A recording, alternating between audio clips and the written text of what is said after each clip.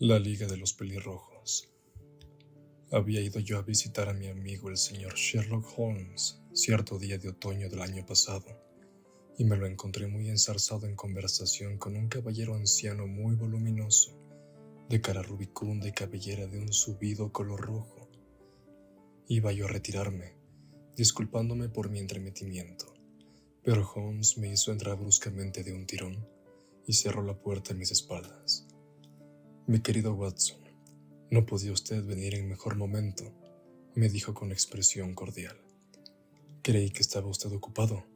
Lo estoy, y muchísimo. Entonces puedo esperar en la habitación de al lado. De ninguna manera. Señor Wilson, este caballero ha sido compañero y colaborador mío en muchos de los casos que mayor éxito tuvieron, y no me cabe la menor duda de que también en el de usted me será de la mayor utilidad. El voluminoso caballero hizo mención de ponerse en pie y me saludó con una inclinación de cabeza, que acompañó de una rápida mirada interrogadora de sus ojillos, medio hundidos en círculos de grasa. Tome asiento en el canapé, dijo Holmes, dejándose caer otra vez en su sillón y juntando las yemas de los dedos, como era costumbre suya cuando se hallaba de humor reflexivo. De sobra sé, mi querido Watson, que usted participa de mi afición a todo lo que es raro y se sale de los convencionalismos y de la monótona rutina de la vida cotidiana. Usted ha demostrado el deleite que eso le produce, como el entusiasmo que le ha impulsado a escribir la crónica de tantas de mis aventurillas, procurando embellecerlas hasta cierto punto, si usted me permite la frase. Desde luego, los casos suyos despertaron en mí el más vivo interés, le contesté. Recordará usted que hace unos días, antes que nos lanzásemos a abordar el sencillo problema que nos presentaba la señora Mary Sutherland, le hice la observación de que los efectos raros y las combinaciones extraordinarias debíamos buscarlas en la vida misma, que resulta siempre de una osadía infinitamente mayor que cualquier esfuerzo de la imaginación. Sí, y yo me permití ponerlo en duda. En efecto, doctor, pero tendrá usted que venir a coincidir con mi punto de vista, porque, en caso contrario, iré amontonando y amontonando hechos sobre usted hasta que su razón se quiebre bajo su peso y reconozca usted que estoy en lo cierto. Pues bien, el señor Jabez Wilson, aquí presente, ha tenido la amabilidad de venir a visitarme esta mañana, dando comienzo a un relato que promete ser uno de los más extraordinarios que he escuchado desde hace algún tiempo. Me habrá usted oído decir que las cosas más raras y singulares no se presentan con mucha frecuencia unidas a los crímenes grandes, sino a los pequeños, y también, de cuando en cuando, en ocasiones en las que puede existir duda de si, en efecto, se ha cometido algún hecho delictivo. Por lo que he podido escuchar hasta ahora, me es imposible afirmar si en el caso actual estamos o no ante un crimen. Pero el desarrollo de los hechos es, desde luego, uno de los más sorprendentes de que he tenido jamás ocasión de enterarme. Quizá, señor Wilson, tenga usted la extremada bondad de empezar de nuevo el relato. No se lo pido únicamente porque mi amigo, el Dr. Watson, no ha escuchado la parte inicial, sino también porque la índole especial de la historia despierta en mí el vivo deseo de oír de labios de usted todos los detalles posibles. Por regla general, me suele bastar una ligera indicación acerca del desarrollo de los hechos para guiarme por los millares de casos similares que se me vienen a la memoria. Me veo obligado a confesar que en el caso actual, y según yo creo firmemente, los hechos son únicos. El voluminoso cliente enarcó el pecho, como si aquello le enorgulleciera un poco, y sacó del bolsillo interior de su gabán un periódico sucio y arrugado. Mientras él repasaba la columna de anuncios, adelantando la cabeza, después de alisar el periódico sobre sus rodillas, yo lo estudié a él detenidamente, esforzándome, a la manera de mi compañero, por descubrir las indicaciones que sus ropas y su apariencia exterior pudieran proporcionarme. No saqué, sin embargo, mucho de aquel examen. A juzgar por todas las señales, nuestro visitante era un comerciante inglés del tipo corriente, obeso, solemne y de lenta comprensión. Vestía unos pantalones abulsados, de tela de pastor, a cuadros grises, una levita negra y no demasiado limpia, desabrochada delante, chaleco gris amarillento, con albertina de pesado metal, de la que colgaba para adorno un trozo, también de metal, cuadrado y agujereado.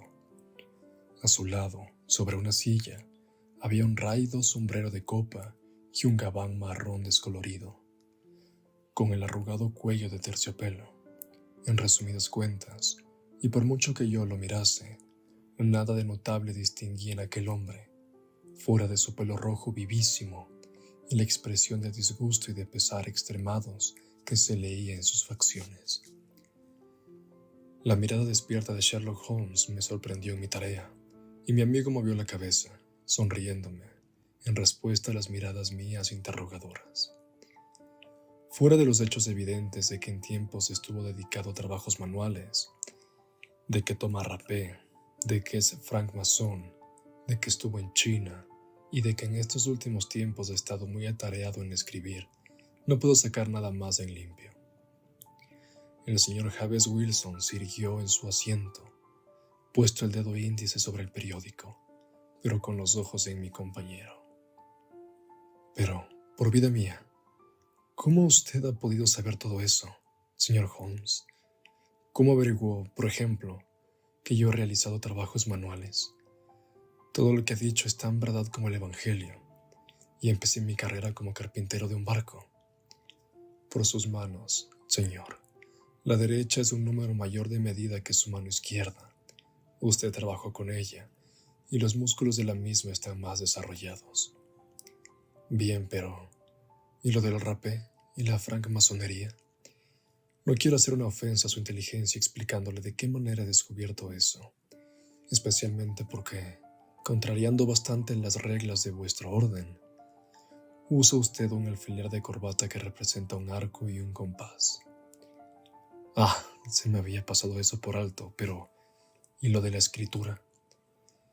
¿Y qué otra cosa puede significar que el puño derecho de su manga esté tan lustroso en una anchura de 5 pulgadas, mientras que el izquierdo muestra una superficie lisa cerca del codo, indicando el punto en que lo apoya sobre el pupitre? Bien, ¿y lo de China? El pez que lleva usted tatuado más arriba de la muñeca solo ha podido ser dibujado en China. Yo llevo realizando un pequeño estudio acerca de los tatuajes y he contribuido incluso a la literatura que trata de ese tema. El detalle de colorear las escamas del pez con un leve color sonrosado es completamente característico de China. Sí, además de eso, veo colgar de la cadena de su reloj una moneda china. El problema se simplifica aún más. El señor Jabez Wilson se rió con risa torpona y dijo: «No lo hubiera creído. Al principio me pareció que lo que había hecho usted era una cosa por demás inteligente, pero ahora me doy cuenta de que, después de todo, no tiene ningún mérito». «Comienzo a creer, Watson», dijo Holmes, «que es un error de parte mía el dar explicaciones. Omne ignotum pro magnifico, como no ignora usted, y si yo sigo siendo tan ingenuo, mi pobre celebridad, mucha o poca, va a naufragar. ¿Puede enseñarme usted ese anuncio, señor Wilson?» «Sí, ya lo encontré», contestó él, con su dedo grueso y colorado fijo hacia la mitad de la columna. «Aquí está. De aquí empezó todo. Léalo usted mismo, señor». Le quité el periódico y leí lo siguiente: «A la Liga de los Pelirrojos, con cargo alegado del difunto Ezequiah Hopkins, se ha producido otra vacante que da derecho a un miembro de la Liga a un salario de 4 libras semanales a cambio de servicios de carácter puramente nominal. Todos los pelirrojos sanos de cuerpo y de inteligencia y de edad superior a los 21 años pueden optar al puesto. Presentarse personalmente el lunes a las 11 a Duncan Ross, en las oficinas de la Liga, Pops Court, número 7, Fleet Street». «¿Qué diablos puede significar esto?», exclamé después de leer 2 veces el extraordinario anuncio. Holmes se rió por lo bajo y se retorció en su sillón, como solía hacer cuando estaba de buen humor. ¿Verdad que esto se sale un poco del camino trillado?, dijo. Y ahora, señor Wilson, arranque desde la línea de salida y no deje nada por contar acerca de usted, de su familia y del efecto que el anuncio ejerció en la situación de usted. Pero antes, doctor, apunte el periódico y la fecha. Es el Morning Chronicle del 27 de abril de 1890, exactamente, de hace 2 meses. Muy bien, veamos, señor Wilson. Pues bien, señor Holmes, como le contaba a usted, dijo James Wilson secándose el sudor de la frente, yo poseo una pequeña casa de préstamos en Coburg Square, cerca de la City. El negocio no tiene mucha importancia y durante los últimos años no me ha producido sino para ir tirando. En otros tiempos podía permitirme tener 2 empleados, pero en la actualidad solo conservo 1, y aún a este me resultaría difícil poder pagarle, de no ser porque se conforma con la mitad de la paga, con el propósito de aprender el oficio. ¿Cómo se llama este joven de tan buen conformar?, preguntó Sherlock Holmes. Se llama Vicente Spaulding, pero no es precisamente un mozalbete. Resultaría difícil calcular los años que tiene. Yo me conformaría con que un empleado mío fuese lo inteligente que es él. Sé perfectamente que él podría ganar el doble de lo que yo puedo pagarle y mejorar de situación. Pero, después de todo, si él está satisfecho, ¿por qué voy a revolverle yo el maguín? Naturalmente. ¿Por qué va usted a hacerlo? Es para usted una verdadera fortuna el poder disponer de un empleado que quiere trabajar por un salario inferior al del mercado. En una época como la que atravesamos, no son muchos los patrones que están en la situación de usted. Me está pareciendo que su empleado es tan extraordinario como su anuncio. Bien, pero también tiene sus defectos ese hombre, dijo el señor Wilson.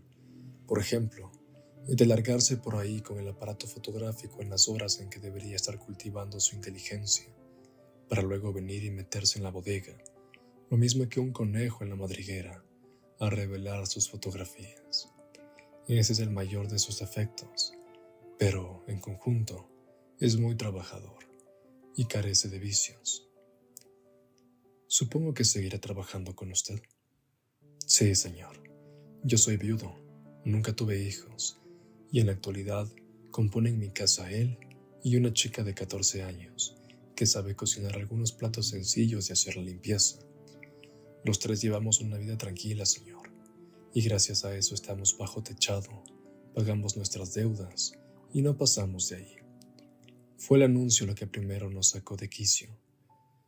Spaulding se presentó en la oficina, hoy hace exactamente 8 semanas, con este mismo periódico en la mano, y me dijo: «Ojalá Dios que yo fuese pelirrojo, señor Wilson».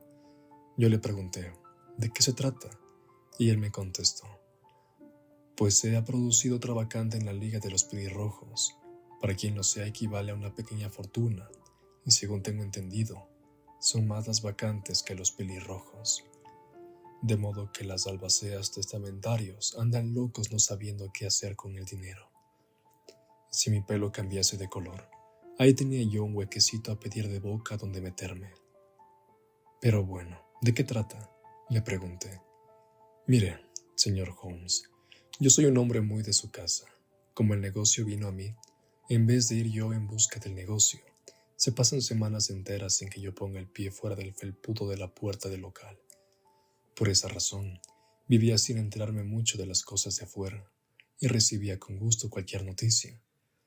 «¿Nunca oyó usted hablar de la Liga de los Pelirrojos?», me preguntó con asombro. «Nunca». «Sí que es extraño, siendo como es usted uno de los candidatos elegibles para ocupar las vacantes». «¿Y qué supone en dinero?», le pregunté. «Una minucia, nada más que un par de centenares de libras al año, pero casi sin trabajo y sin que le impidan gran cosa dedicarse a sus propias ocupaciones. Se imaginará usted fácilmente que eso me hizo afinar el oído, ya que mi negocio no marchaba demasiado bien desde hace algunos años. y un par de centenares de libras más me habrían venido de perlas. Explíqueme bien ese asunto, le dije. Pues bien, me contestó mostrándome el anuncio. Usted puede ver por sí mismo que la liga tiene una vacante, y en el mismo anuncio viene la dirección en que puede pedir todos los detalles. Según a mí si me alcanza, la liga fue fundada por un millonario norteamericano, Ezequiah Hopkins, hombre raro en sus cosas. Era pelirrojo y sentía mucha empatía por los pelirrojos. Por eso, cuando él falleció, se vino a saber que había dejado su enorme fortuna encomendada a los albaceas, con las instrucciones pertinentes a fin de proveer de empleos cómodos a cuantos hombres tuviesen el pelo de ese mismo color. Por lo que he oído decir, el sueldo es espléndido y el trabajo escaso. Yo le contesté, pero serán millones los pelirrojos que lo soliciten. No tantos como usted se imagina, me contestó. Fíjese en que el ofrecimiento está limitado a los londinenses y a hombres mayores de edad. El norteamericano en cuestión marchó de Londres en su juventud y quiso favorecer a su vieja y querida ciudad. Me han dicho, además, que es inútil solicitar la vacante cuando se tiene el pelo de un rojo claro o de un rojo oscuro. El único que vale es el color rojo auténtico, vivo, llameante, rabioso. Si le interesase solicitar la plaza, señor Wilson, no tiene sino que presentarse, aunque quizá no valga la pena para usted el molestarse por unos pocos centenares de libras. La verdad es, caballeros, como ustedes mismos pueden verlo, que mi pelo es de un rojo vivo y brillante, por lo que me pareció que, si se celebraba un concurso, yo tenía tantas probabilidades de ganarlo como el que más de cuantos pelirrojos había encontrado en mi vida. Vicente Spaulding parecía tan enterado del asunto que pensé que podría serme de utilidad. De modo, pues, que le di la orden de echar los póstigos por aquel día y de acompañarme inmediatamente. Le cayó muy bien lo de tener un día de fiesta, de modo, pues, que cerramos el negocio y marchamos hacia la dirección que figuraba en el anuncio. Yo no creo que vuelva a contemplar un espectáculo como aquel en mi vida, señor Holmes. Procedentes del norte, del sur, del este y del oeste, todos cuantos hombres tenían un algo de rubicundo en los cabellos, se habían largado a la City respondiendo al anuncio. Fleet Street estaba obstruida de pelirrojos, y Pop's Court producía la impresión del carrito de un vendedor de naranjas. Jamás pensé que pudieran ser tantos en el país como los que se congregaron por un solo anuncio. Los había allí de todos los matices: rojo pajizo, limón, naranja, ladrillo, cerroseter, irlandés, hígado, arcilla. Pero, según hizo notar Spaulding, no eran muchos los de un auténtico rojo, vivo y llameante. Viendo que eran tontos los que esperaban, estuve a punto de renunciar, de puro desánimo, pero Spaulding no quiso ni oír hablar de semejante cosa. Yo no sé cómo se las arregló, pero el caso es que, a fuerza de empujar a este, apartar al otro y chocar con el de más allá, me hizo cruzar por entre aquella multitud, llevándome hasta la escalera que conducía a las oficinas. Fue la suya una experiencia divertidísima, comentó Holmes, mientras su cliente se callaba y refrescaba su memoria con un pellizco de rapé. Prosiga, por favor, el interesante relato. En la oficina no había sino un par de sillas de madera y una mesa de tabla, a la que estaba sentado un hombre pequeño, y cuyo pelo era aún más rojo que el mío. Conforme se presentaban los candidatos, les decía algunas palabras, pero siempre se las arreglaba para descalificarlos por algún defectillo.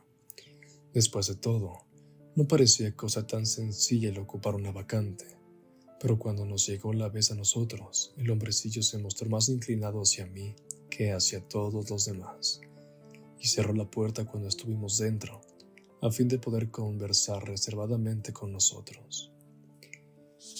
Este señor se llama James Wilson, le dijo mi empleado, y desearía ocupar la vacante que hay en la liga. Por cierto que se ajusta a maravilla para el puesto, contestó el otro. Reúne todos los requisitos. No recuerdo desde cuándo no he visto pelo tan hermoso. Dio un paso atrás, torció a un lado la cabeza y me estuvo contemplando el pelo hasta que me sentí invadido de rubor. Y de pronto se abalanzó hacia mí. Me dio un fuerte apretón de manos y me felicitó calurosamente por mi éxito. El titubear constituiría una injusticia, dijo, pero estoy seguro de que sabrá disculpar el que yo tome una precaución elemental. Y acto continuo me agarró del pelo con ambas manos y tiró hasta hacerme gritar del dolor. Al soltarme, me dijo, «Tiene usted lágrimas en los ojos, de lo cual deduzco que no hay trampa. Es preciso que tengamos sumo cuidado, ya que hemos sido engañados en 2 ocasiones, una de ellas con peluca postiza y la otra con el tinte. Podría contarle a usted anécdotas del empleo de cera de zapatero remendón, como para que se asquease de la condición humana». Dicho esto, se acercó a la ventana y anunció a voz en grito a los que estaban debajo que había sido ocupada la vacante. Se alzó un gemido de desilusión entre los que esperaban, y la gente se desbandó, no quedando más pelirrojos a la vista que mi gerente y yo. «Me llamo Duncan Ross», dijo este, «y soy uno de los que cobran pensión procedente del legado de nuestro noble bienhechor. ¿Es usted casado, señor Wilson? ¿Tiene usted familia?» Contesté que no la tenía. La cara de aquel hombre se nubló en el acto y me dijo con mucha gravedad, «Vaya por Dios, qué inconveniente más grande. Cuánto lamento oírle decir eso. Como es natural, la finalidad del legado es la de que aumenten y se propaguen los pelirrojos, y no solo su conservación. Es una gran desgracia que usted sea un hombre sin familia». También mi cara se nubló al oír aquello, señor Holmes, viendo que, después de todo, se me escapaba la vacante. Pero, después de pensarlo por espacio de algunos minutos, sentenció que eso no importaba. «Tratándose de otro», dijo, «esa objeción podría ser fatal, pero estiraremos la cosa en favor de una persona de un pelo como el suyo. ¿Cuándo podrá usted hacerse cargo de sus nuevas obligaciones?» «Hay un pequeño inconveniente, puesto que yo tengo un negocio mío», contesté. «Oh, no se preocupe por eso, señor Wilson», dijo Vicente Spaulding. «Yo me cuidaré de su negocio». «¿Cuál será el horario?», pregunté. «De 10 a 2. Pues bien, el negocio de préstamos se hace principalmente a eso del anochecido, señor Holmes, especialmente los jueves y los viernes, es decir, los días anteriores al de paga. Me venía, pues, perfectamente el ganarme algún dinerito por las mañanas. Además, yo sabía que mi empleado es una buena persona y que atendería a todo lo que se le presentase. «Ese horario me convendría perfectamente», le dije. «¿Y el sueldo?» 4 libras a la semana. «¿En qué consistirá el trabajo?» «El trabajo es puramente nominal». «¿Qué entiende usted por puramente nominal?» «Pues que durante esas horas tendrá usted que hacer acto de presencia en esta oficina, o por lo menos en este edificio. Si usted se ausenta del mismo, pierde para siempre su empleo. Sobre este punto es terminante el testamento. Si usted se ausenta de la oficina en estas horas, falta a su compromiso». «Son nada más que 4 horas al día, y no se me ocurrirá ausentarme», le contesté. «Si lo hiciese, no le valdrían excusas», me dijo el señor Duncan Ross. «Ni por enfermedad, negocios, ni nada. Usted tiene que permanecer aquí, so pena de perder la colocación». «¿Y el trabajo?» «Consiste en copiar la Enciclopedia Británica. En este estante tiene usted el primer volumen. Usted tiene que procurarse tinta, plumas y papel secante, pero nosotros le suministramos esta mesa y esa silla». «¿Puede usted empezar mañana?» «Desde luego que sí», le contesté. «Entonces, señor Jabez Wilson, adiós, y permítame felicitarle una vez más por el importante empleo que ha tenido usted la buena suerte de conseguir». Se despidió de mí con una reverencia, indicándome que podía retirarme, y yo me volví a casa con mi empleado, sin saber casi qué decir ni qué hacer, de tan satisfecho como estaba con mi buena suerte. Pues bien, me pasé el día dando vueltas en mi cabeza el asunto, y para cuando llegó la noche, volví a sentirme abatido, porque estaba completamente convencido de que todo aquello no era sino una broma o una superchería, aunque no acertaba a imaginarme qué finalidad podían proponerme. Parecía completamente imposible que hubiese nadie capaz de hacer un testamento semejante y de pagar un sueldo como aquel por un trabajo tan sencillo como el de copiar la enciclopedia británica. Vicente Spaulding hizo todo cuanto le fue posible por darme ánimos, pero a la hora de acostarme había yo acabado por desechar del todo la idea. Sin embargo, cuando llegó la mañana, resolví ver en qué quedaba aquello. Compré un frasco de tinta de apenique, me proveí de una pluma de escribir y de 7 pliegos de papel de oficio, y me puse en camino para Pope's Court. Con gran sorpresa y satisfacción mía, encontré las cosas todo lo bien que podían estar. La mesa estaba a punto y el señor Duncan Ross presente para cerciorarse de que yo me ponía a trabajar. Me señaló para empezar la letra A y luego se retiró, pero de cuando en cuando aparecía por allí para comprobar que yo seguía en mi sitio. A las 2 me despidió, me felicitó por la cantidad de trabajo que había hecho y cerró la puerta del despacho después de salir yo. Un día tras otro, las cosas siguieron de la misma forma y el gerente se presentó el sábado, poniéndome encima de la mesa 4 soberanos de oro, en pago del trabajo que yo había realizado durante la semana. Lo mismo ocurrió la semana siguiente y la otra. Me presenté todas las mañanas a las 10 y me ausenté a las 2. Poco a poco, el señor Duncan Ross se limitó a venir una vez durante la mañana y al cabo de un tiempo dejó de venir del todo.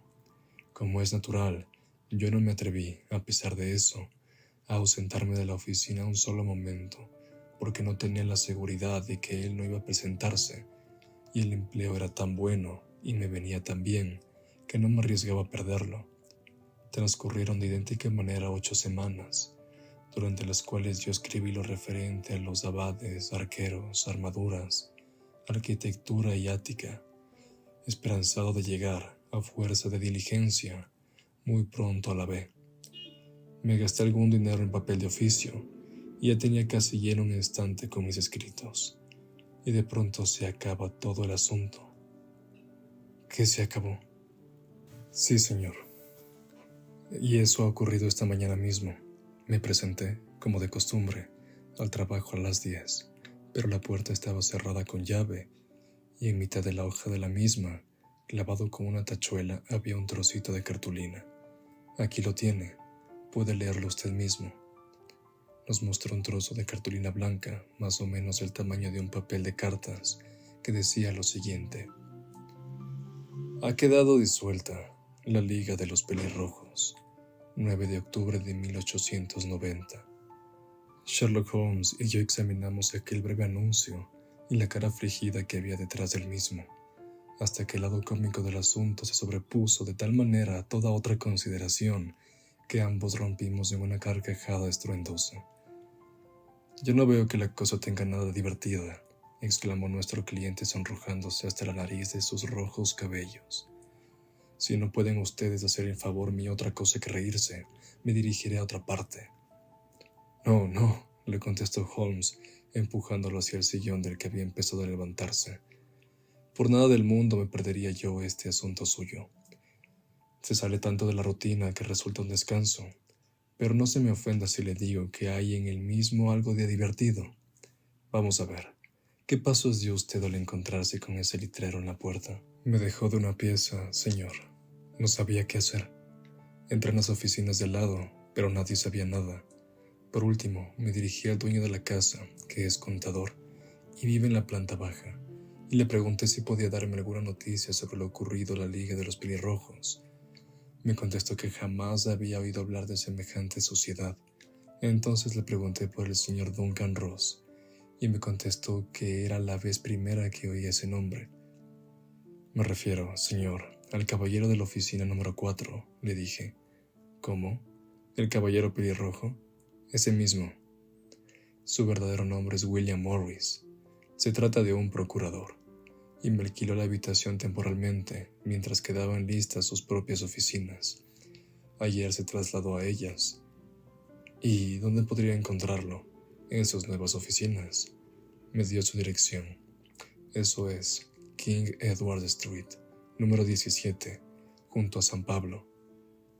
Marché hacia allí, señor Holmes, pero cuando llegué a esa dirección, Me encontré con que se trataba de una fábrica de rodilleras artificiales, y nadie había oído hablar allí del señor William Morris ni del señor Duncan Ross. ¿Y qué hizo usted entonces?, le preguntó Holmes. Me dirigí a mi casa de Sex Coburg Square y consulté con mi empleado. No supo darme ninguna solución, salvo la de decirme que esperase, porque con seguridad que recibiría noticias por carta. Pero esto no me bastaba, señor Holmes. Yo no quería perder una colocación como aquella así como así. Por eso, como había oído decir que usted llevaba su bondad hasta aconsejar a la pobre gente que lo necesita, me vine derecho a usted. Y obró usted con gran acierto, dijo Holmes. El caso de usted resulta extraordinario, y lo estudiaré con sumo gusto. De lo que usted me ha informado, deduzco que aquí están en juego cosas mucho más graves de lo que a primera vista parece. Que sí se juegan cosas graves, dijo el señor James Wilson. Yo, por mi parte, pierdo nada menos que 4 libras semanales. Por lo que a usted respecta, le hizo notar Holmes, no veo que usted tenga queja alguna contra esta extraordinaria liga. Todo lo contrario, por lo que le he oído decir, usted se ha embolsado unas 30 libras, dejando fuera de consideración los minuciosos conocimientos que ha adquirido sobre cuántos temas caen bajo la letra A. A usted no le han causado ningún perjuicio. No, señor, pero quiero saber de esa gente, enterarme de quiénes son, y qué se propusieron haciéndome esta jugarreta, porque se trata de una jugarreta. La broma le salió cara, ya que les ha costado 32 libras. Procuraremos ponerle en claro eso de extremos. Empecemos por un par de preguntas, señor Wilson. Ese empleado suyo, que fue quien primero le llamó la atención acerca del anuncio, ¿qué tiempo llevaba con usted? Cosa de un mes. ¿Cómo fue él a pedirle empleo? ¿Por qué puso un anuncio? ¿No se presentaron más aspirantes que él? Se presentaron en número de una docena.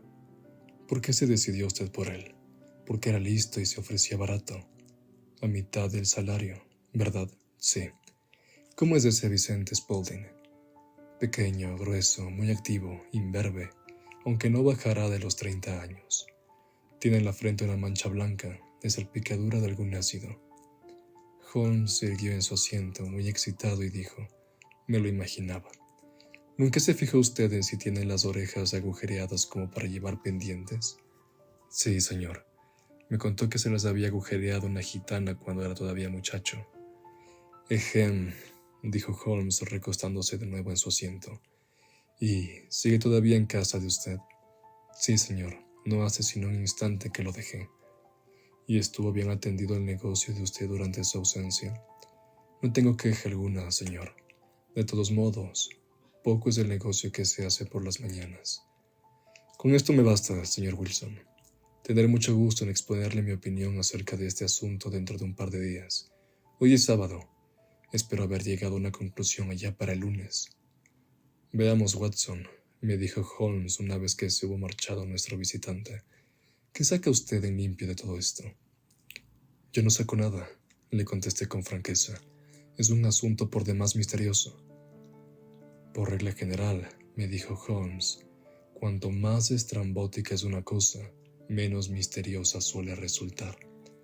Los verdaderamente desconcertantes son esos crímenes vulgares y adocenados, de igual manera que un rostro corriente es el más difícil de identificar. Pero en este asunto de ahora tendré que actuar con rapidez. ¿Y qué va usted a hacer?, le pregunté. Fumar, me respondió. Es un asunto que me llevará a sus 3 buenas pipas, y yo le pido a usted que no me dirija la palabra durante 50 minutos. Sherlock Holmes se hizo un ovillo en su sillón, levantando las rodillas hasta tocar su nariz aguileña, y de ese modo permaneció con los ojos cerrados y la negra pipa de arcilla apuntando fuera, igual que el pico de algún extraordinario pajarraco. Yo había llegado a la conclusión de que se había dormido, y yo mismo estaba cabeceando. Pero Holmes saltó de pronto de su asiento con el gesto de un hombre que ha tomado una resolución, y dejó la pipa encima de la repisa de la chimenea, diciendo: esta tarde toca Sarasate en Sweet James Hall. ¿Qué opina usted? Watson, ¿pueden sus enfermos prescindir de usted durante algunas horas? Hoy no tengo nada que hacer. Mi clientela no me acapara nunca mucho. En ese caso, póngase el sombrero y acompáñeme. Pasaré primero por la City, y por el camino podemos almorzar alguna cosa. Me he fijado en que el programa incluye mucha música alemana, que resulta más de mi gusto que la italiana y la francesa. Es música introspectiva, y yo quiero hacer un examen de conciencia. Vamos. Hasta Aldersgate hicimos el viaje en el ferrocarril subterráneo. Un corto paseo nos llevó hasta Saxe-Coburg Square, escenario del extraño relato que habíamos escuchado por la mañana. Era esta una placita ahogada, pequeña, de quiero y no puedo, en la que 4 hileras de desaseadas casas de ladrillo de 2 pisos miraban a un pequeño cercado de verjas, dentro del cual una raquítica cespedera y unas pocas matas de ajado laurel luchaban valerosamente contra una atmósfera cargada de humo y adversa. 3 bolas doradas y un rótulo marrón con el nombre James Wilson en letras blancas, en una casa que hacía esquina, servían de anuncio al local en que nuestro pelirrojo cliente realizaba sus transacciones. Sherlock Holmes se detuvo delante del mismo, ladeó la cabeza y lo examinó detenidamente con ojos que brillaban entre sus encogidos párpados. Después caminó despacio calle arriba y luego calle abajo hasta la esquina, siempre con la vista clavada en los edificios. Regresó, por último, hasta la casa del prestamista y después de golpear con fuerza 2 o 3 veces en el suelo con el bastón, se acercó a la puerta y la llamó. Abrió en el acto un joven de aspecto despierto, bien afeitado, y le invitó a entrar. No, gracias. Quería solo preguntar por dónde se va a Strand, dijo Holmes. 3 a la derecha, y luego 4 a la izquierda, contestó el empleado, apresurándose a cerrar. He ahí un individualista, comentó Holmes cuando nos alejábamos. En mi opinión, es el 4º en listeza de Londres, y en cuanto a audacia, quizá pueda aspirar a ocupar el 3er lugar. He tenido antes de ahora ocasión de intervenir en asuntos relacionados con él. Es evidente, dije yo, que el empleado del señor Wilson entra por mucho en este misterio de la Liga de los Pelirrojos. Estoy seguro de que usted le preguntó el camino únicamente para tener ocasión de echarle la vista encima. No a él. ¿A quién entonces? A las rodilleras de sus pantalones. ¿Y qué vio usted en ellas? Lo que esperaba ver. ¿Y por qué golpeó usted el suelo de la acera? Mi querido doctor, estos son momentos de observar, no de hablar. Somos espías en campo enemigo. Ya sabemos algo de Saxe-Coburg Square. Exploremos ahora las travesías que tienen su parte posterior. La carretera por la que nos metimos al doblar la esquina de la apartada plaza de Saxe-Coburg presentaba con el mismo contraste que la cara de un cuadro con su reverso. Estábamos ahora en una de las arterias principales por donde discurre el tráfico de la City, hacia el norte y hacia el oeste. La calzada se hallaba bloqueada por el inmenso río del tráfico comercial que fluía en una doble marea hacia adentro y hacia afuera, en tanto que los andenes hormigueaban de gentes que caminaban presurosas, contemplando la hilera de tiendas elegantes y de magníficos locales de negocio. Resultaba difícil hacerse a la idea de que, en efecto, desembocasen por el otro lado en la plaza descolorida y muerta que acabábamos de dejar. Veamos, dijo Holmes, en pie en la esquina y dirigiendo su vista por la hilera de edificios de delante. Me gustaría poder recobrar el orden en que están aquí las casas. Una de mis aficiones es la de conocer Londres al dedillo. Tenemos el Mortimer's, el despacho de tabacos, la tiendecita de periódicos, la sucursal Coburg del City and Suburban Bank, el restaurante vegetalista y el depósito de las carrocerías McFarlane. Y con esto pasamos a la otra manzana. Y ahora, doctor, ya hemos hecho nuestro trabajo y es tiempo de que tengamos alguna distracción. Un bocadillo, una taza de café y acto seguido a los dominios del violín, donde todo es dulzura, delicadeza y armonía, en donde no existen clientes pelirrojos que nos molesten con sus rompecabezas. Era mi amigo un músico entusiasta que no se limitaba a su gran destreza de ejecutante, sino que escribía composiciones de verdadero mérito. Permaneció toda la tarde sentado en su butaca sumido en la felicidad más completa.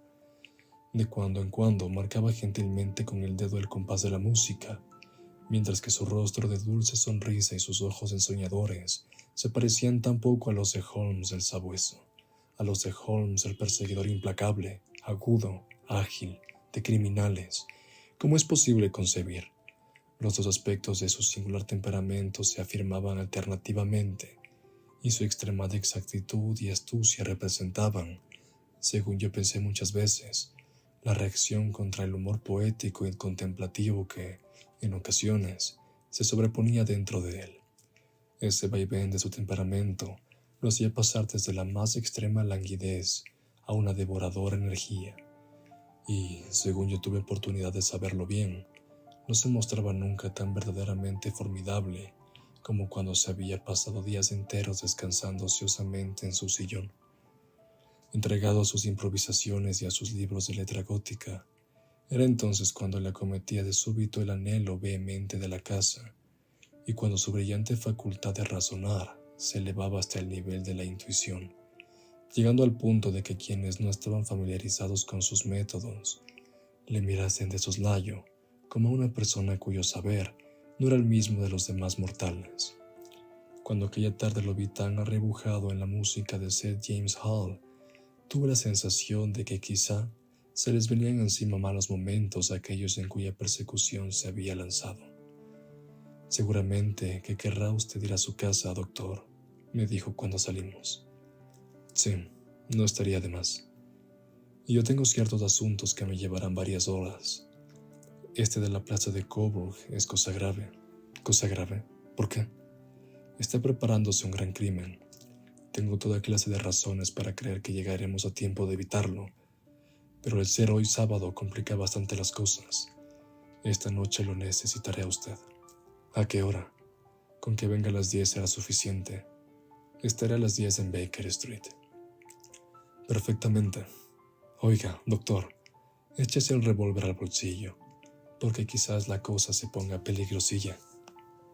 Me saludó con un vaivén de la mano, giró sobre sus tacones y desapareció instantáneamente entre la multitud. Yo no me tengo por más torpe que mis convecinos, pero siempre que tenía que tratar con Sherlock Holmes, me sentía como atenazado por mi propia estupidez. En este caso de ahora, yo había oído todo lo que él había oído, había visto lo que él había visto, y sin embargo, era evidente, a juzgar por sus palabras, que él veía con claridad no solamente lo que había ocurrido, sino también lo que estaba a punto de ocurrir, mientras que a mí se me presentaba todavía todo el asunto como grotesco y confuso.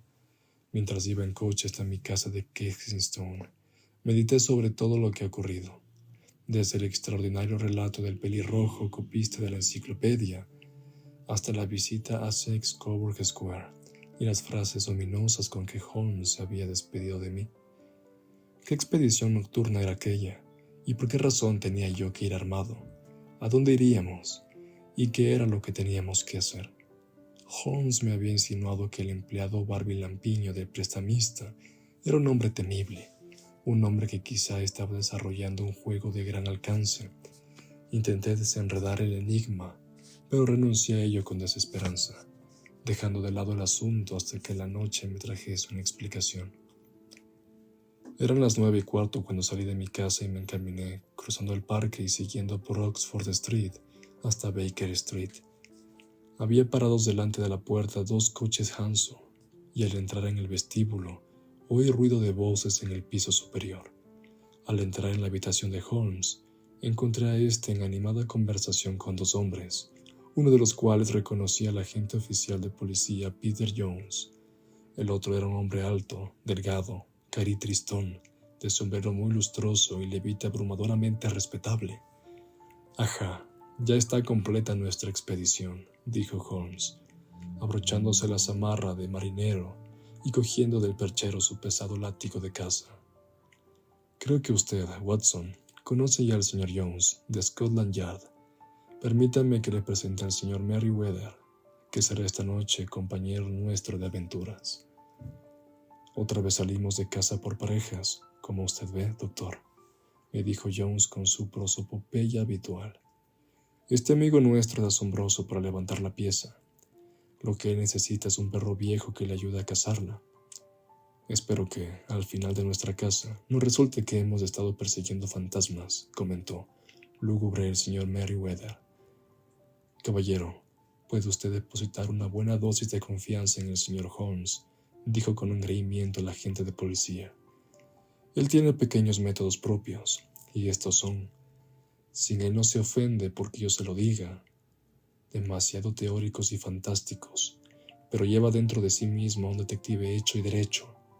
No diga nada de más afirmando que en una o dos ocasiones, tales como el asunto del asesinato de Sholto y del tesoro de Agra, ha andado más cerca de la verdad que la organización policíaca. Me basta con que diga usted eso, señor Jones, respondió con deferencia el desconocido, pero reconozco que echo de menos mi partida de cartas. Por vez primera en 27 años, dejo de jugar mi partida de cartas un sábado por la noche. Creo, le hizo notar Sherlock Holmes, que esta noche se juega usted algo de mucha mayor importancia que todo lo que se ha jugado hasta ahora, y que la partida le resultará más emocionante. Usted, señor Merriweather, se juega unas 30,000 libras esterlinas, y usted, Jones, la oportunidad de echarle el guante al individuo a quien anda buscando. A John Clay, asesino, ladrón, quebrado fraudulento y falsificador. Se trata de un individuo joven, señor Merriweather, pero marcha a la cabeza de su profesión, y preferiría esposarlo a él mejor que a ningún otro de los criminales de Londres. Este John Clay es hombre extraordinario. Su abuelo era duque de sangre real, y el nieto cursó estudios en Eton y en Oxford. Su cerebro funciona con tanta destreza como sus manos, y aunque encontramos rastros suyos a la vuelta de cada esquina, jamás sabemos dónde dar con él. Esta semana violenta una casa en Escocia y a la siguiente va y viene por Cornwall recogiendo fondos para construir un orfanato. Llevo persiguiéndolo varios años y nunca pude ponerle los ojos encima. Espero tener el gusto de presentárselo esta noche. También yo he tenido mis más y mis menos con el señor John Clay, y estoy de acuerdo con que usted en que va a la cabeza de su profesión. Pero son ya las 10 bien pasadas, y es hora de que nos pongamos en camino. Si ustedes suben en el primer coche, Watson y yo lo seguiremos en el segundo. Sherlock Holmes no se mostró muy comunicativo durante nuestro largo trayecto en coche, y se arrellanó en su asiento tarareando melodías que había oído aquella tarde. Avanzamos traqueteando por un laberinto inacabable de calles alumbradas con gas, y desembocamos por fin en Farrington Street. Ya estamos llegando, comentó mi amigo. Este Merriweather es director de un banco, y el asunto le interesa de una manera personal. Me pareció asimismo bien el que nos acompañase Jones. No es mala persona, aunque en su profesión resulte un imbécil perfecto. Posee una positiva buena cualidad. Es valiente como un bulldog, y tan tenaz como una langosta cuando cierra sus garras sobre alguien. Ya hemos llegado, y nos esperan. Estábamos en la misma concurrida arteria que habíamos visitado por la mañana. Despedimos a nuestros coches y, guiados por el señor Merriweather, nos metimos por un estrecho pasaje y cruzamos una puerta lateral que se abrió al llegar a nosotros. Al otro lado había un corto pasillo que terminaba en una pesadísima puerta de hierro. También ésta se abrió, dejándonos pasar a una escalera de piedra y en curva que terminaba en otra formidable puerta. El señor Merriweather se detuvo para encender una linterna y luego nos condujo por un corredor oscuro y que olía a tierra. Luego, después de abrir una tercera puerta, desembocamos en una inmensa bóveda o bodega en que había amontonadas por todo su alrededor jaulas de embalaje con cajas macizas dentro. Desde arriba nos resulta usted muy vulnerable, hizo notar Holmes, manteniendo en alto la linterna y revisándolo todo con la mirada. Ni desde abajo, dijo el señor Merriweather, golpeando con su bastón en las losas con que estaba empedrado el suelo. Por vida mía, esto suena hueco, exclamó, alzando sorprendido la vista. Me veo obligado a pedir a usted que permanezca un poco más tranquilo, le dijo con severidad Holmes. Acaba usted de poner en peligro todo el éxito de la expedición. Puedo pedirle que tenga la bondad de sentarse encima de una de las cajas sin intervenir en nada. El señor Merriweather se encaramó a una de las jaulas de embalaje, mostrando gran disgusto en su cara, mientras Holmes se arrodillaba en el suelo y, sirviéndose de la linterna y de una lente de aumento, comenzó a escudriñar minuciosamente las rendijas entre losa y losa. Le bastaron pocos segundos para llegar al convencimiento, porque se puso ágilmente en pie y se guardó su lente en el bolsillo. «Tenemos por delante lo menos una hora», dijo a modo de comentario, «porque nada pueden hacer mientras el prestamista no se haya metido en la cama. Pero cuando esto ocurra, pondrán inmediatamente manos a la obra, pues cuanto antes le den fin, más tiempo les quedará para la fuga. Doctor, en este momento nos encontramos, según usted habrá ya adivinado, en los sótanos de la sucursal que tiene en la City uno de los principales bancos londinenses. El señor Merriweather es el presidente del consejo de dirección, y él explicará a usted por qué razones puede esta bodega despertar ahora mismo vivo interés en los criminales más audaces de Londres. Se trata del oro francés que aquí tenemos, cuchicheó el director. Hemos recibido ya varias advertencias de que quizás se llevase a cabo una tentativa para robárnoslo. ¿El oro francés? Sí. Hace algunos meses se nos presentó la conveniencia de reforzar nuestros recursos, y para ello tomamos en préstamo 30.000 napoleones oro al Banco de Francia. Ha recorrido la noticia de que no habíamos tenido necesidad de desempaquetar el dinero y que éste se encuentra aún en nuestra bodega. Esta jaula sobre la que estoy sentado encierra 2.000 napoleones empaquetados entre capas superpuestas de plomo. En este momento, nuestras reservas en oro son mucho más elevadas de lo que es corriente guardar en una sucursal, y el consejo de dirección tenía sus recelos por este motivo. Recelos que estaban muy justificados, hizo notar Holmes. Es hora ya de que pongamos en marcha nuestros pequeños planes. Calculo que de aquí a una hora las cosas habrán hecho crisis. Para empezar, señor Merriweather, es preciso que corra la pantalla de esta linterna sorda. ¿Y vamos a permanecer en la oscuridad? Eso me temo. Traje conmigo un juego de cartas, pensando que, en fin de cuentas, quizá no se quedará usted sin echar su partidita habitual. Pero, según he observado, los preparativos del enemigo se hallan tan avanzados que no podemos correr el riesgo de tener luz encendida. Y, antes que nada, tenemos que tomar posiciones. Esta gente es temeraria y, aunque los situaremos en desventaja, podrían causarnos daño si no andamos con cuidado. Yo me situaré detrás de esta jaula y ustedes escóndanse detrás de aquellas. Cuando yo los enfoque con una luz, ustedes los cercan rápidamente. Si ellos hacen fuego, no sienta remordimientos de tumbarlos a tiros, Watson. Coloqué mi revólver, con el gatillo levantado, sobre la caja de madera detrás de la cual estaba yo parapetado. Holmes corrió la cortina delantera de su linterna y nos dejó, sumidos en negra oscuridad, en la oscuridad más absoluta en que yo me encontré hasta entonces. El olor del metal caliente seguía atestiguándonos que la luz estaba encendida, pronta a brillar instantáneamente. Aquellas súbitas tinieblas y el aire frío y húmedo de la bodega ejercieron una impresión deprimente y amortiguadora sobre mis nervios, tensos por la más viva expectación. Solo les quedó un camino para la retirada, cuchicheó Holmes, el de volver a la casa y salir a Sex Coburg Square. Habrá usted hecho ya lo que le pedí, ¿verdad? Un inspector y 2 funcionarios esperan en la puerta delantera.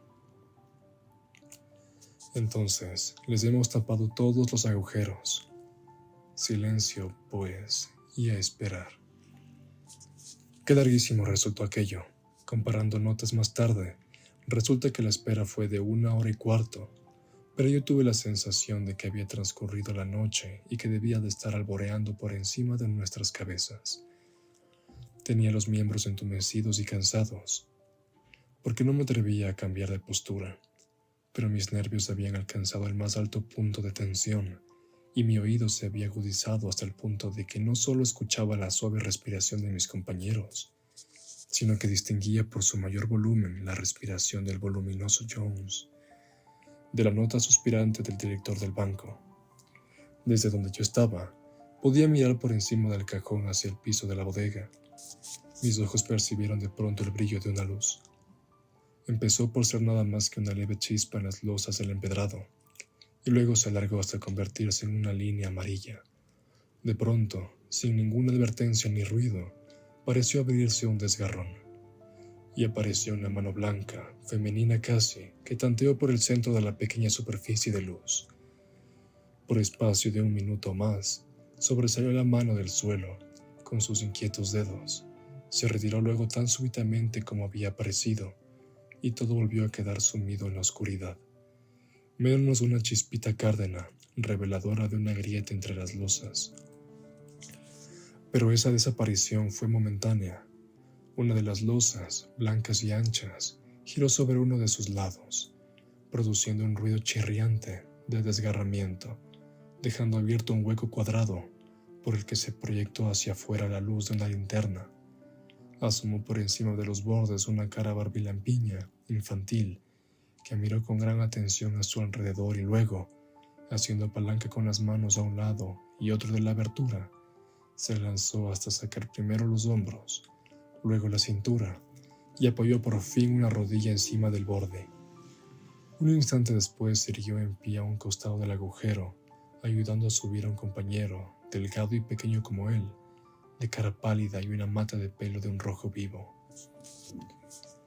«No hay nadie», cuchicheó. «¿Tienes el cortafrío y los talegos? Válgame Dios. Salta, Archie, salta. Yo le haré frente».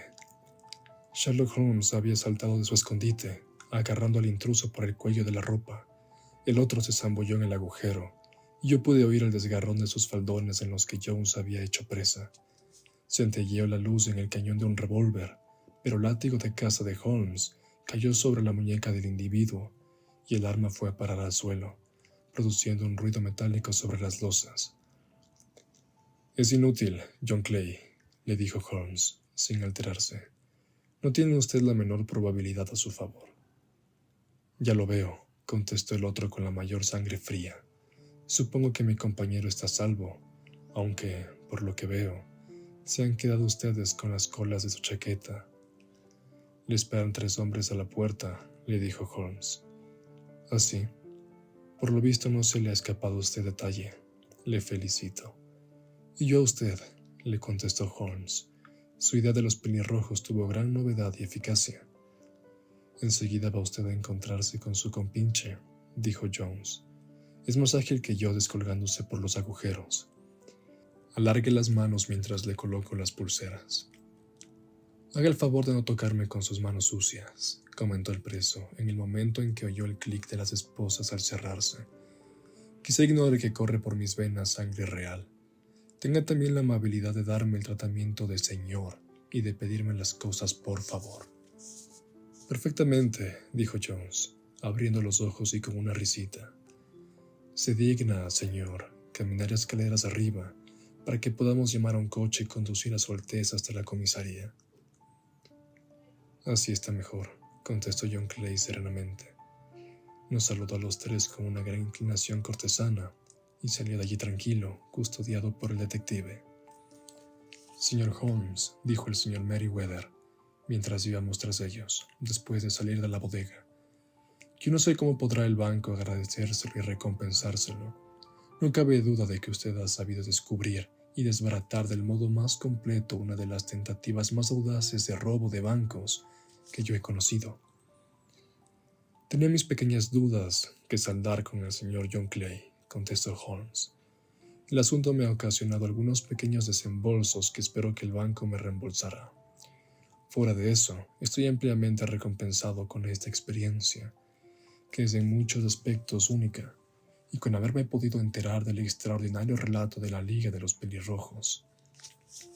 Ya de mañana, sentado frente a sendos vasos de whisky con soda en Baker Street, me explicó Holmes. Comprenda usted, Watson.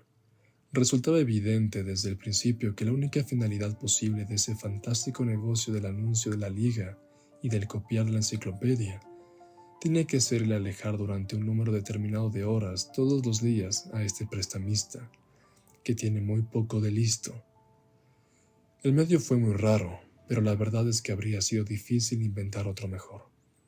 Con seguridad que fue el color de pelo de su cómplice lo que sugirió la idea al cerebro ingenioso de Clay. Las 4 libras semanales eran un espejuelo que forzosamente tenía que atraerlo. ¿Y qué suponía eso para ellos? Que se jugaban en el asunto muchos millares. Insertan el anuncio. Uno de los granujas alquila temporalmente la oficina y el otro incita al prestamista a que se presente a solicitar el empleo, y entre los dos se la arreglan para conseguir que esté ausente todos los días laborales. Desde que me enteré de que el empleado trabajaba a mitad de sueldo, vi con claridad que tenía algún motivo importante para ocupar aquel empleo. ¿Y cómo llegó usted a adivinar este motivo? Si en la casa hubiese habido mujeres, habría sospechado que se trataba de un vulgar enredo amoroso.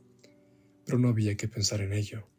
El negocio que el prestamista hacía era pequeño, y no había nada dentro de la casa que pudiera explicar una preparación tan complicada y un desembolso como el que estaban haciendo. Por consiguiente, era por fuerza algo que estaba fuera de la casa. ¿Qué podía hacer? Me dio en qué pensar la afición del empleado a la fotografía y el truco suyo de desaparecer en la bodega. La bodega. En ella estaba uno de los extremos de la complicada madeja. Pregunté detalles acerca del misterioso empleado y me encontré con que tenía que habérmelas con uno de los criminales más calculadores y audaces de Londres. Este hombre estaba realizando en la bodega algún trabajo que le exigía varias horas todos los días, y esto por espacio de meses. ¿Qué puede ser?, volví a preguntarme. No me quedaba sino pensar que estaba abriendo un túnel que desembocaría en algún otro edificio. A ese punto había llegado cuando fui a visitar el lugar de la acción. Lo sorprendí a usted cuando golpeé el suelo con mi bastón. Lo que yo buscaba era descubrir si la bodega se extendía hacia la parte delantera o hacia la parte posterior. No daba la parte delantera. Tiré entonces de la campanilla y acudió, como yo esperaba, el empleado. Él y yo hemos librado algunas escaramuzas, pero nunca nos habíamos visto. Apenas si me fijé en su cara. Lo que yo deseaba ver eran sus rodillas. Usted mismo debió de fijarse en lo desgastadas y llenas de arrugas y de manchas que estaban. Pregonaban las horas que se había pasado socavando el agujero. Ya solo quedaba por determinar hacia dónde lo abrían. Doblé la esquina, me fijé en que el City and Suburban Bank daba al local de nuestro amigo, y tuve la sensación de haber resuelto el problema. Mientras usted, después del concierto, marchó en coche a su casa, yo me fui de visita a Scotland Yard y a casa del presidente del directorio del banco, con el resultado que usted ha visto. ¿Y cómo pudo usted afirmar que realizarían esta noche su tentativa?, le pregunté. Pues bien, al cerrar las oficinas de la Liga, daban con ello a entender que ya les tenía sin cuidado la presencia del señor Jabez Wilson. En otras palabras, que habían terminado su túnel, pero resultaba fundamental que lo aprovechasen pronto, ante la posibilidad de que fuese descubierto el oro trasladado a otro sitio. Les convenía el sábado, mejor que otro día cualquiera, porque les proporcionaba 2 días para huir. Por todas esas razones yo creí que vendrían esta noche. «Hizo usted sus seducciones magníficamente», exclamé con admiración sincera. La cadena es larga, pero, sin embargo, todos sus eslabones suenan a cosa cierta. «Me libró de mi fastidio», contestó Holmes bostezando. «Por desgracia, ya estoy sintiendo que otra vez se apodera de mí. Mi vida se desarrolla en un largo esfuerzo para huir de las vulgaridades de la existencia. Estos pequeños problemas me ayudan a conseguirlo». «Y es usted un benefactor de la raza humana», le dije yo. Holmes se encogió de hombros y contestó a modo de comentario. «Pues bien, en fin de cuentas, quizá tengan alguna pequeña utilidad».